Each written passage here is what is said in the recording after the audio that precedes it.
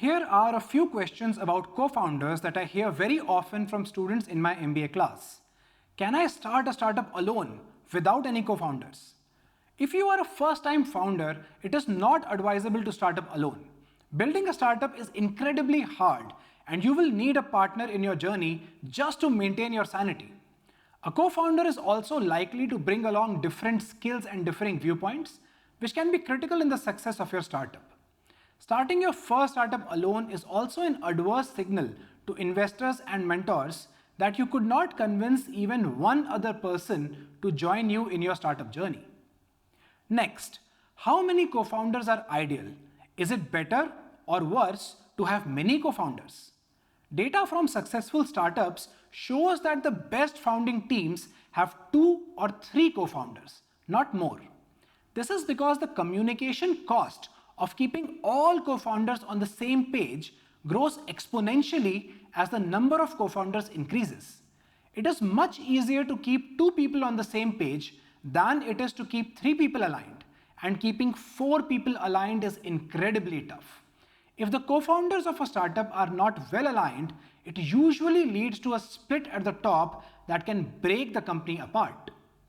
We studied 2,600 US startups founded since January 2001 that have successfully raised more than $100 million and found that 30% were founded by a solo founder, 35% had 2 co-founders, and 21% had 3 co-founders. Only 9% had 4 co-founders and only 5% had 5 co-founders. There may be multiple factors, but I attribute this steep decline after 3 co-founders to the increased communication cost of keeping the co-founders aligned. A quick point about solo founders. Successful solo founders are usually not first-time founders. They are usually people who have had prior entrepreneurial success. In his book Super Founders, Ali Tamaseb has done a similar study on more than 200 successful startups valued at $1 billion or more, and has presented very similar data that shows up that most successful startups have 2 or 3 co-founders. There are 3 broad tasks that an early stage startup needs to do well: building the product, selling the product, and figuring out the history of the space. Therefore, the best role division in a founding team is to have 1 builder, 1 seller, and 1 historian. The builder would focus on building the product and sharpening their building skills. The seller would focus on finding early customers for the product and improving their selling skills. And the historian would focus on finding out everything about the space. What solutions have been tried before? What hasn't worked? Why?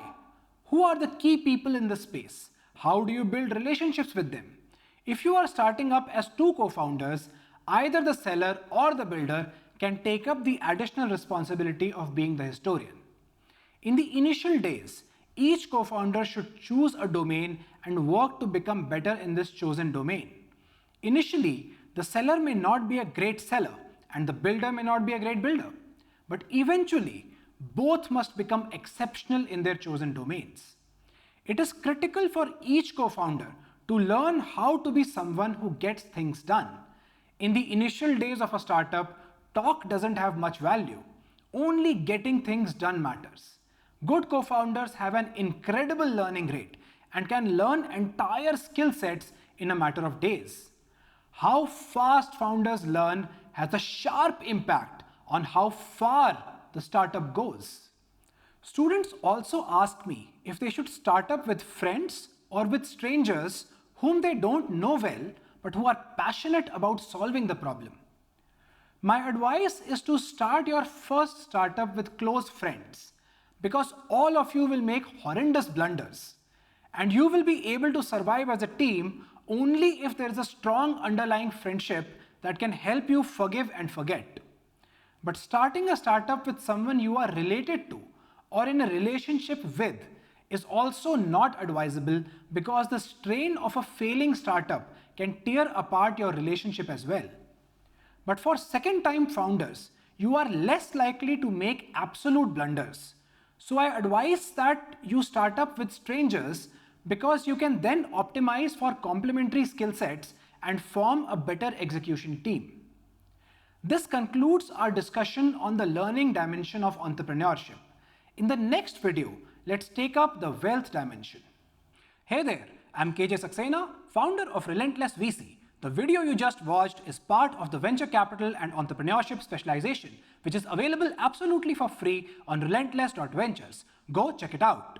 If you're a tech startup founder and want to raise money from us, you should apply on our website. Lastly, if you like this video, do subscribe and share it with your friends.